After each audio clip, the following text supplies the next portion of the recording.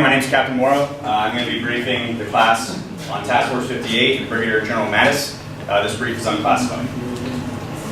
So here's going to be our agenda. I'm going to cover General Mattis' background. We're going to get into the background of Task Force 58 and how that was put together. We'll go over a timeline and some operational graphics, and then the principles of command that he displayed, and we'll wrap it all up to conclusion.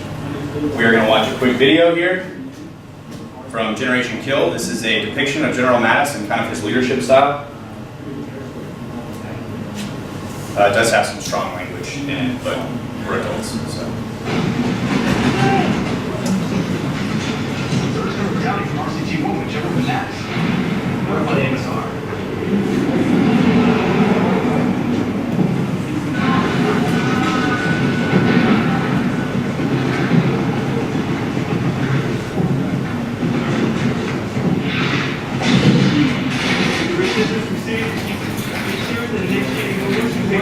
Standing here looking at a fucking bridge that doesn't have my Marines all across. Good.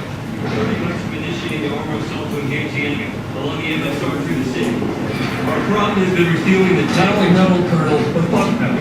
Okay? I don't give a rat's ass about the resistance in this city. Your mission is to punch through the city, but ours to keep moving up where our objectives are. This is a fucking sideshow. The 7,000 Marine riflemen have been ready to go for the past 24 hours, and you're standing here with your foot in your dick. No, check that. Not your dick, my dick. Godfather. All right, so you see some pretty solidified principles of command there. He's giving his commander's intent, what he thinks should be happening, and he kind of calls out his guide and chastises him for not actually following that mission command principle. So, General Mad Dog Mattis, right now he's our Secretary of Defense. Also noted that he was the CENTCOM commander, and he led the 1st Marine Division in the invasion of Iraq, and also the Task Force 58 commander. When asked what kept him awake at night, he replied that nothing keeps him awake at night, he keeps other people awake at night.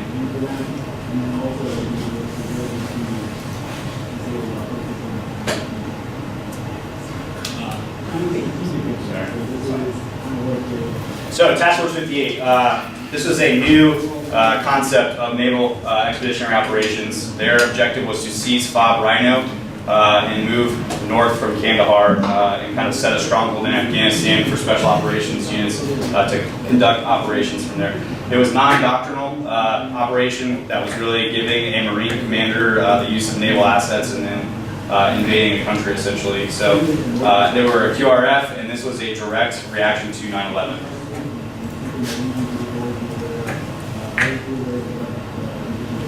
So here's kind of the Marine Corps unit structure. So Task Force 58 would fall under the Special Purpose MACTAF, or an expeditionary unit only consisted of about 1,200 folks. Here's the naval unit structure, just showing kind of the assets that were offered to and used by Task Force 58. Here's their task org. So if you look over here under NAVCENT, Task Force 58 falls under them. And this is kind of all the units that were involved in the seizure of Objective Rhino. So here's the timeline. Really, it starts with September 11th, and then it ends with the seizure of Objective Rhino. So of note, 9/11 to the seizure of Objective Rhino was 76 days, which is pretty quick by operational standards and kind of what they accomplished. And today, we can't even get something moved within 30 days through one of our standard brigades. So the war note of the seizure of the Objective Rhino. So basically, when General Mattis was picked by Vice Admiral Moore, he basically turned that around, built a staff, built the operation, planned the resource and everything else, and seized the objective within 24 days. So here's our operational graphics. So the USS Peleliu and the USS Bataan were stationed in the Arabian Sea, and they moved via CH-53s, MH-53s, and other kind of outdated rotary-winged aircraft 400 miles from the Arabian Sea into Afghanistan. So the first principle that he used was building mutual trust. Mattis led from the front. You kind of saw in that video clip that he was out on the bridge talking to his brigade commander while he was taking fire. So he essentially was out there with his Marines, helping them plan, getting their input on all this stuff. He was a big proponent of the mentor mentality of leadership, where he didn't treat his subordinates as if they were subordinates, but rather he was their teacher, and he encouraged feedback at all levels to him. The freedom of the rules of engagement were huge for him. He personally requested the rules of engagement through the SecDef and the higher echelons of leadership, because he didn't want his guys to go in there and basically get shot at and have to call up to higher to request to be able to shoot back at people. So they trusted him that he was going to take care of them, and he trusted his subordinates that he was going to execute his initiative and fire back and basically take care of themselves. And whenever this operation took place, he was out there with them in the middle of the night. He flew into Afghanistan after the initial force seized it, and he was out there with his Marines conducting operations. Huge proponent of skip echelon, so basically gutting the staff and operating with a small staff, basically taking out, if they didn't need a brigade level something, they could just use a battalion level something, and this helped alleviate a lot of pressure and a lot of reporting requirements and a lot of just fat in the staff that didn't need to be there that would slow things up. He provided clear guidance, and he encouraged his leaders to think outside the box. So again, looking at a problem set, and when asked how many Marines they thought they needed, they said 5,000, and then someone else came back and said, hey, we can do it with 1,000. And he took that up and he said, hey, give me 1,000 Marines and I can basically do anything. So he built relationships. So in a short period of time, I showed you guys 24 days, he basically built a relationship with SOF, built a relationship with the Air Force, told the Air Force, hey, you're going to give me C-130s, lift assets and stuff like that, and you are going to land at Bob Rhino once we seize it to help follow on operations. And he went to Pakistan and met with Pakistani leaders, and he basically told them, he was very candid and transparent when he did. He said, I'm going to take 1,000 of my friends, and I want to travel through Pakistan to go kill people in Afghanistan. And they said, yeah, sure, we'll give you 2 airstrips so you can set up a park for your helicopters and stuff like that. And that worked. So clear commander's intent, he gave a task purpose and an end state. Like I just said, he was transparent. He went into other organizations and he basically said, hey, this is what I need from you and this is why I need it, and he got it. And he was very involved in planning with his subordinate commanders. They did something called jersey drills and Lego brick drills, where the commanders would wear jerseys with their unit on them, and then they would move Lego bricks and stuff like that, kind of a jumbo rock drill, as we would do it today, and it helped everybody have a clear understanding of his intent and what they would be doing. So the task he gave them, they were going to fly into Afghanistan, they were going to seize Objective Rhino in conjunction with all these other units. They were going to draw out the enemy forces and destroy them, essentially setting up a foothold for future operations to take place in Afghanistan. And they were going to be a marathon force where they would be conducting raids and stuff like that over a 30-day period. The purpose of this was to seize Kandahar Airport to establish that FOB, which had the ability for fixed and rotary wing aircraft to land there. And the end state, basically having an expeditionary footprint in Afghanistan for launching follow-on operations. So prudent risk.